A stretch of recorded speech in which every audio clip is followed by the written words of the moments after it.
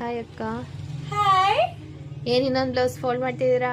ಆಗ್ಬಿಟ್ಟಿದ್ದೀರಾ ಆಗಲೇ? ಓ ಬಾಯಲ್ಲಿ ತೋರಿಸ್ತೀನಿ. ಇದು ಬಂದ್ಬಿಟ್ಟು ಬ್ಯಾಕ್ ಟೆಂಪಲ್ ಡಿಸೈನ್ ಅಲ್ಲಿ ಹಾಕಿರೋದು ಇದು. ಓಕೆ, ಬರೀ ಬೀಟ್ಸಾ?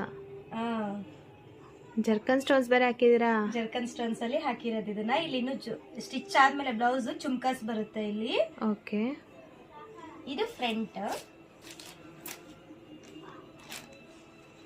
ಸ್ಲೀವ್ ಡಬಲ್ ಪಟ್ಟಿ ಬಾರ್ಡರ್ ಅಂತ ಹೇಳಿದ್ನಲ್ವಾ, ನೋಡಿ ಈ ಕಸ್ಟಮರ್ ಹಂಗೆ ಹಾಕಿಸ್ಕೊಂಡಿದ್ದಾರೆ. ಸಿಂಗಲ್ ಬಾರ್ಡರ್ ಮಾಡ್ಕೊಂಡಿದ್ದಾರೆ. Okay okay okay.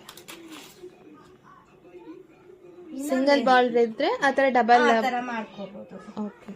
ಮತ್ತೆ ಇದೊಂದು ಬ್ಲೌಸ್ ವೈಟ್ ಇಂದು ಪಿಂಕ್ ಕಾಂಬಿನೇಷನ್ ಅಲ್ಲಿ ಎಷ್ಟು ಸಖತ್ತಾಗಿ ಕಾಣ್ತಿದೆ ನೋಡಿ ಇಲ್ಲಿ.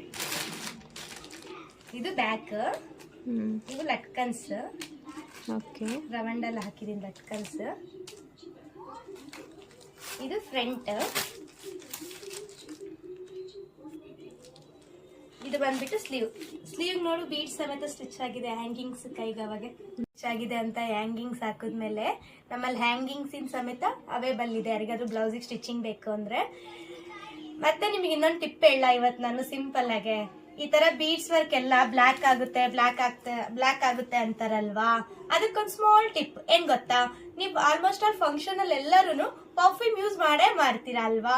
ಆ ಪರ್ಫ್ಯೂಮ್ ಇಲ್ದಂಗೆ ಈ ಬ್ಲೌಸ್ ವೇರ್ ಮಾಡಿದಾಗ ಪರ್ಫ್ಯೂಮ್ ಹಾಕ್ಬೇಡಿ. ಪರ್ಫ್ಯೂಮ್ ಇಂದ ಏನಾಗುತ್ತೆ, ಬೀಡ್ಸ್ ಬ್ಲಾಕ್ ಆಗುತ್ತೆ.